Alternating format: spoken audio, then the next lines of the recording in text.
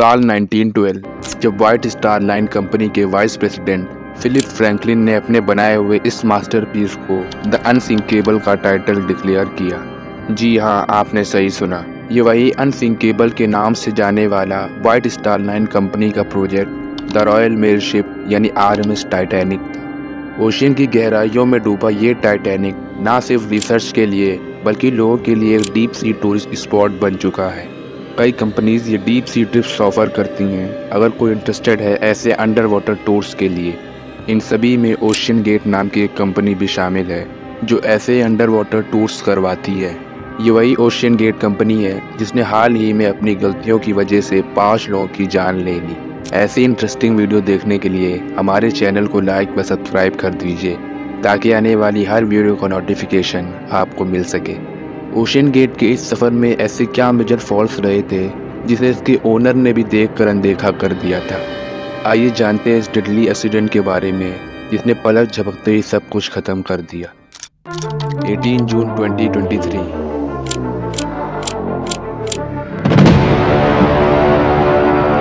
A deep sea tour for Titanic.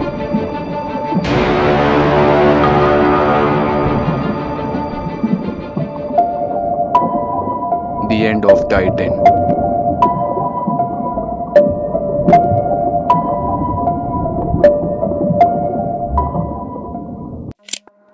ये बात 18 जून 2023 की है जब ओशियन गेट कंपनी ने अपना टाइटैनिक रेक टूर ऑफर किया जिसकी टोटल कॉस्ट 2 करोड़ 5 लाख रुपए थी।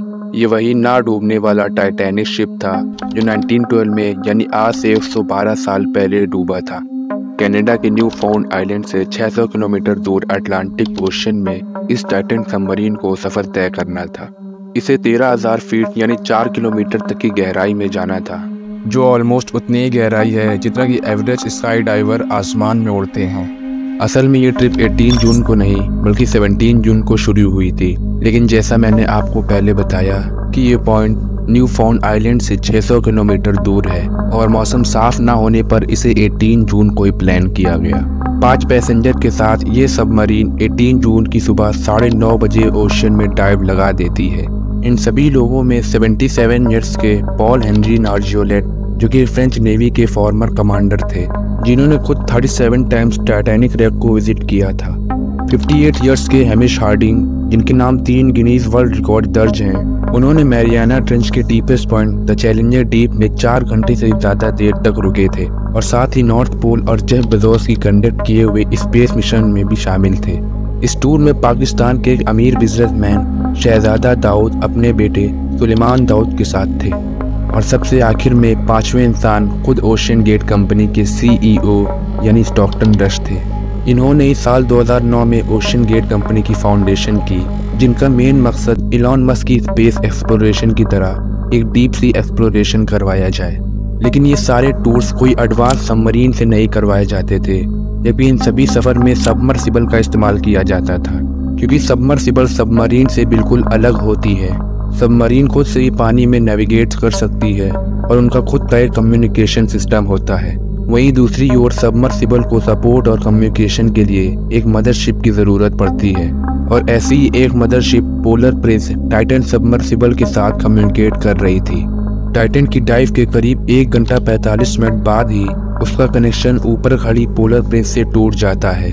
टीम ने कनेक्शन रीस्टैब्लिश करने की बहुत कोशिश की लेकिन कोई भी रिस्पॉन्स नहीं आता है, यहाँ तक कि वो अपने रिटर्निंग टाइम 4:30 बजे भी वापस नहीं आ पाई।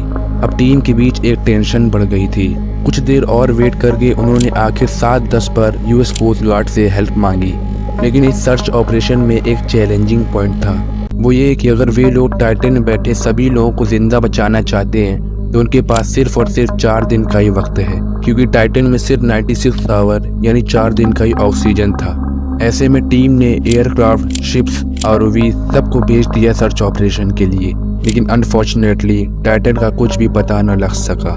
रिसर्च के चौथे दिन 22 जून को एक ROV ने ओशन फ्लोर पर कुछ व्हाइट शीट के पीसेस देखे। जब ROV और पास गई तो पता चला ये व्हाइट शीट नहीं बल्कि टाइटन सबमर्सिबल का मलबा पड़ा हुआ है जो टाइटैनिक शिप के बो से 600 मीटर दूर था।